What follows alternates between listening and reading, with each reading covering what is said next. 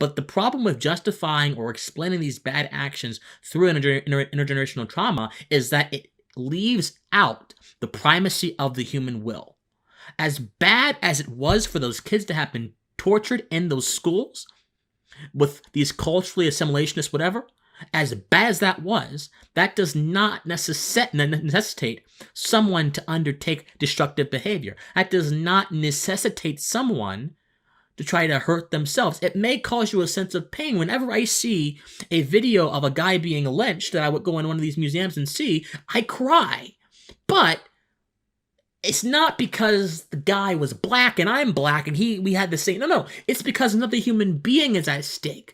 But I can also decide what I will do other than crying. I can decide that I'm not going to let that be a idea of what I am right now. I can decide that that was at a point in time where conditions were different and that we have come so far. The way we interpret information, my friends, is so radically different and so multifaceted. To suggest that we all receive information the same way is a fallacy. And yet intergenerational trauma seems to suggest there is a primary way that people interpret or must interpret information that hurts them.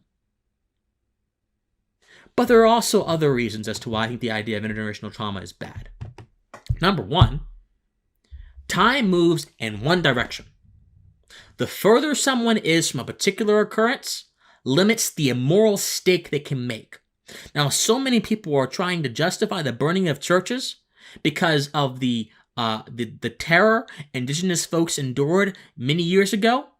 But guess what? When you are so far from a situation, your moral claim is lessened, because if you're going to have a moral claim, you must actually have had a physical stake. What do I mean by this? So, for example, if let's say someone had a father and their father got shot in the head. Now, obviously, this is a horrific, tragic event. However, does this then justify the person whose father got shot in the head to go ahead and shoot that other person in the head when they have already committed the crime? Let's say that the person's father got shot in the head 20 years ago. Obviously, if the father had survived that occurrence, the father would have a different set of responses that we just justified for him than a person 20 years ago who was a descendant of his. If the father had got shot in the head but still was alive, had consciousness, and had a gun at his disposal, he would be able to shoot that other person in the immediate defense of his life. But if someone 20 years ago goes back to the person who shot the father and tries to kill him randomly outside of the context of a crime being committed, that would then be unjust. What's my point? My point is, if you're going to make a moral claim, you have to have an inherent involvement with it. Being proximal to a moral claim does not necessarily mean you're involved. It may mean that it may impact you or you may interpret it in a certain way, but it doesn't mean you're involved. Intergenerational trauma makes the pains of the past real in the present without justifying why they should be so. To understand the benevolence or the evilness of anything, it would seem to me that looking at the inherent qualities of that thing is important. So what are the inherent qualities of the flag? The flag, my friend, is simply a piece of cloth which represents eternal values. And the eternal values are much more important than that piece of cloth. The eternal values are reflected through that piece of cloth because, as I mentioned before, ideas are spiritual qualities, and spiritual qualities need physical vessels, whether that be a human being or a piece of cloth or a symbol, to manifest in our reality, to be apprehendable to our senses. And so the flag is simply a vessel for eternal principles of liberty, of perseverance of the individual, of the protection of individual property. That's all the flag is. It is a statement of axioms. It is a statement of axioms. But Gray completely misses that point, and she makes it about a contemporary, temporal, historical event. And when you understand the flag as a representation of a historical event, either recent or past, you miss its core significance. Especially when Republicans are not concerned about the lives of full-blown kids that are out walking around, don't want to extend the child tax credit for 4 years, which is getting millions of children who can already walk, talk, and breathe on their own out of poverty. That's too radical. But a woman terminating a pregnancy who's been raped or who may have other considerations that you know nothing about and are none of your business, that's wrong. That's not your place to judge that. It's not your call. He about to come with the facts. Be ready, because you know he's had this conversation before. I must respond. Less than 3% of pregnancies, abortions occur because of rape. Most of them occur. Not your business. Well, first of all, hold on. You mentioned rape. It's not your business. It's not your body. Hold on. Hold on. Well, first of all, you make a case for an understanding of subjective morals. If morality is subjective, then by your same logic, I cannot make a judgment about a killer because I've never killed anyone. I didn't say that. You said it. No, I didn't say that. I said it wasn't your business. I said it wasn't your business. Your logic.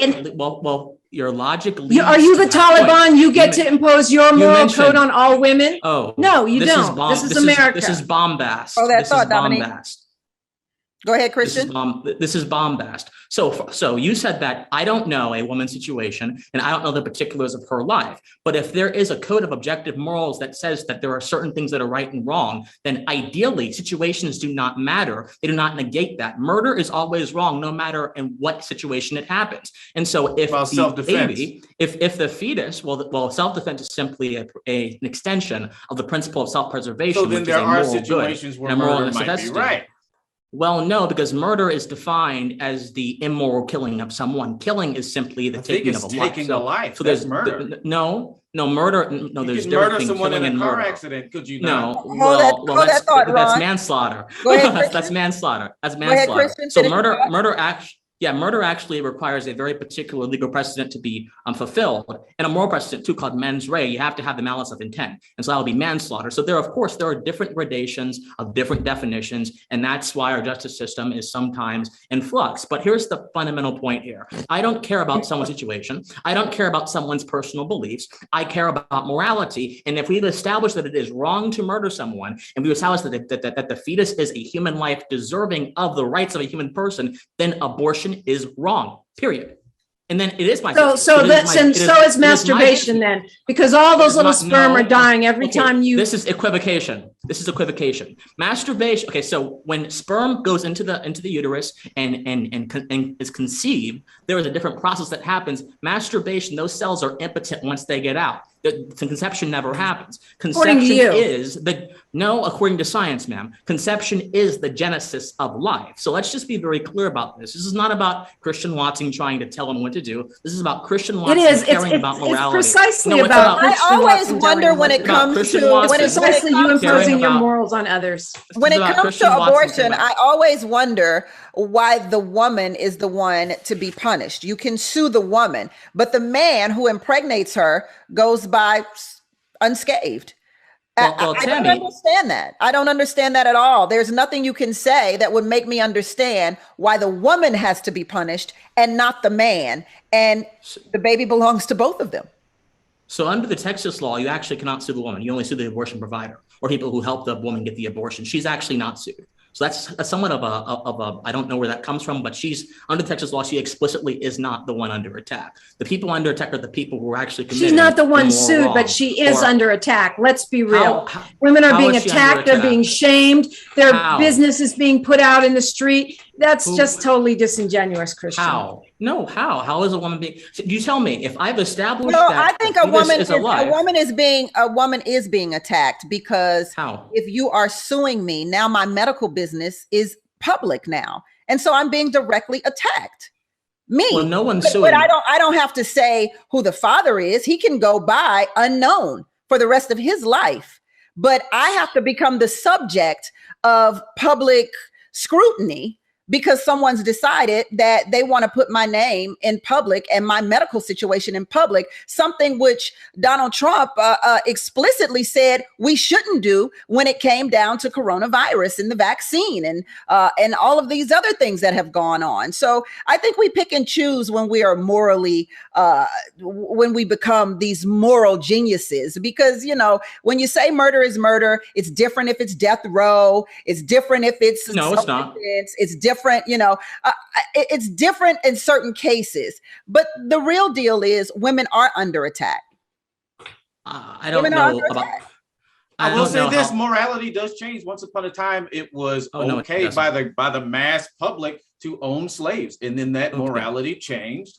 So I understand most people may believe that it is immoral right now to do that. And I can't even say what I absolutely think. I do think you should have that choice. I think you probably shouldn't do it. But once upon a time, morally, not only was it okay, it was absolutely legal to have slaves. And then that morality changed. Under no moral system was slavery okay. At least under no good moral system. But the law was made. And this abortion is a law, and you're putting in your morality. Well, hold on. So morals ideally predate and provide the basis for laws. Laws do not provide the basis for morals. If that is we the don't case, live in a theocracy. This is not about religion, ma'am. And I don't want to. This is simply about the value of human life, which is not a religious proposition. That is a proposition that was actually emphasized upon during the Enlightenment by the humanists who were actually trying to reject religion. So let's not try to equate and equivocate and make things seem dissimilar or unknown. The truth is simply this: if we've established that the fetus is in the womb is a life, and that person, that life deserves the same protection as anyone else. That is a moral truth. I don't care what society says. But what you're doing is you're saying these are Christian measurements. Well, you're asking everyone to accept your definition. This is always going to be a hot topic, and I'm always a little edgy when men weigh in on it. So let's move along to a commercial break and come right back on the Tammy McLean Show on Fox Soul. America was founded, my friends, on this thing called natural law theory. And natural law theory postulates many, many things, but above all, it postulates the social faculty of the individual as the dominant or reigning estimation of our value. And from that faculty, we can discern certain moral certainties and certain ethical certainties about the individual. But it is the faculty that is endemic to our humanity which makes this possible. But for many leftists, that faculty is irrelevant when compared to their identity politics driven conception of what the human being is. That's why many folks on the left can't stand me, because all of their ideas, all of their beliefs rest on a collective understanding of the human being and not an individual understanding of the human being. Does this mean I'm a oppressed person or I'm a victim? No, of course not. I could choose to respond to all of those comments by hanging my head low in shame and thinking, oh dear, look at you, Christian Watson. Maybe you should just stop. Or I could respond by simply saying to myself, you are a complex individual. You contain multitudes in your soul and your humanity. You're trying to do something special here. And the fact that folks can't understand that is no bearing on your character. It is, in fact, a lens to see their own deficiencies. Let me just make something very clear.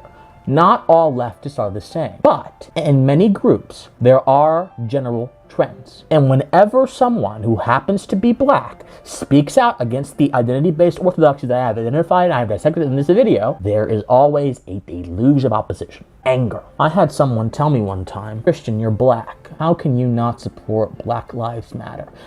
These words came out of this person's mouth. After being mystified for a few seconds as to how something so ridiculous and asinine and irrational could emerge from the mouth of someone who supposedly has a brain, I looked at them and said, my skin color does not account for my beliefs. My skin color is a physical trait.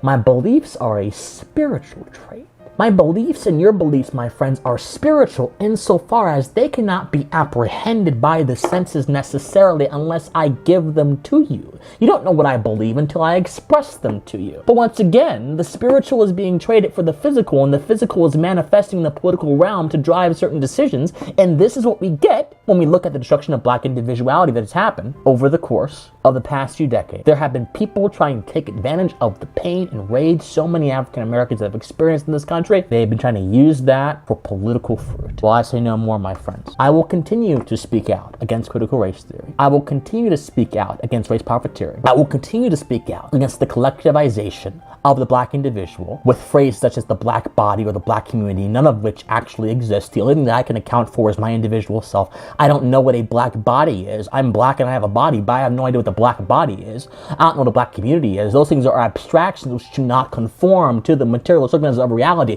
I can account, however, for the black individual, and I will continue to account for those individual people, look at their particular circumstances, and advocate for their humanity in a manner that affirms their humanity, not in a manner that puts their humanity against the backdrop of oppression, against the backdrop of inequity, so-called inequity, and then tries to tell them that they are no higher, or they can be no better, or it's going to be harder for them to be any better than their circumstances. To hell with that. And if any of you really want to help black folk, the best thing you can do is also push for black individuality as well. The best thing you can do is not try to silence dissenting voices like me. The best thing you can do is try to interact with the values and not physical qualities, and to stop trying to make aesthetics mean something about knowledge. The best thing you can do is shed any ignorance you may have, if you have ignorance in the first place.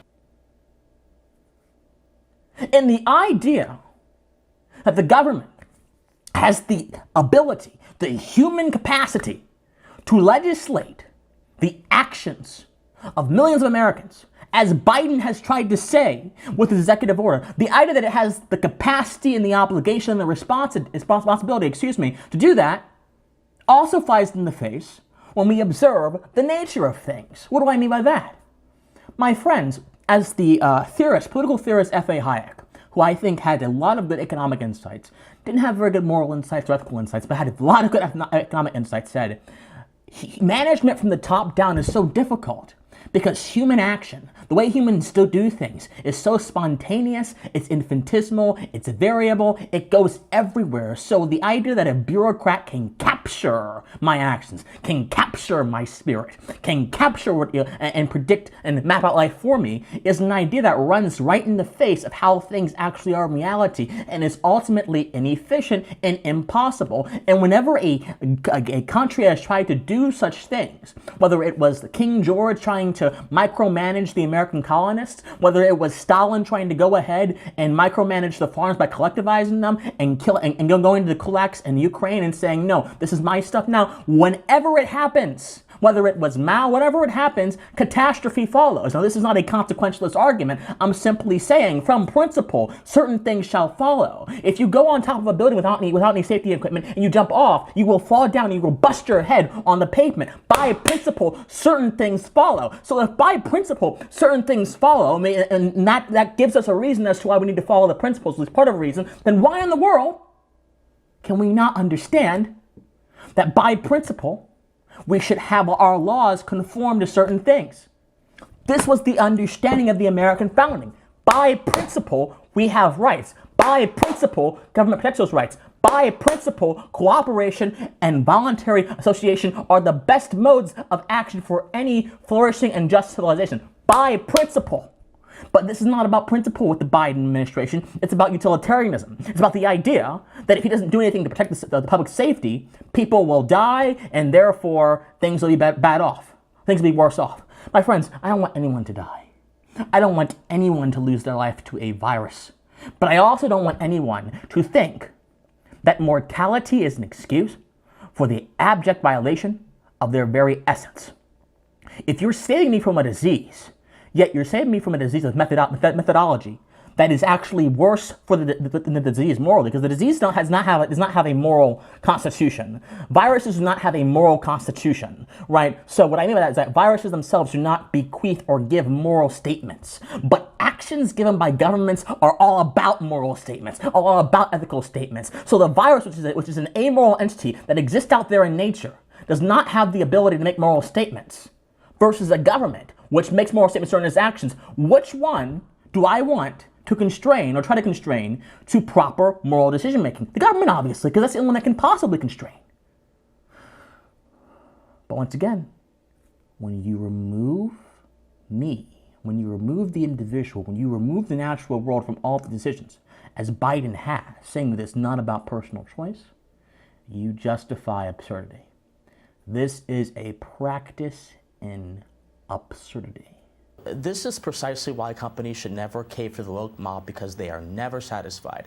We saw Nike give millions of dollars to BLM by and through Colin Kaepernick, and now they could be considered white supremacist capitalists. We've seen American Express give a platform to the great-grandson of the founder of the Nation of Islam, Elijah Muhammad, who said to American Express employees that capitalism is inherently racist, and now they can be considered white supremacist capitalists. We've seen other financial and mainline institutions in America take a very similar stance, and yet the woke mob is not satisfied. The truth is, they keep moving the goalpost every single time, and by caving to them, companies are really just making the kiss of death. Yeah, they're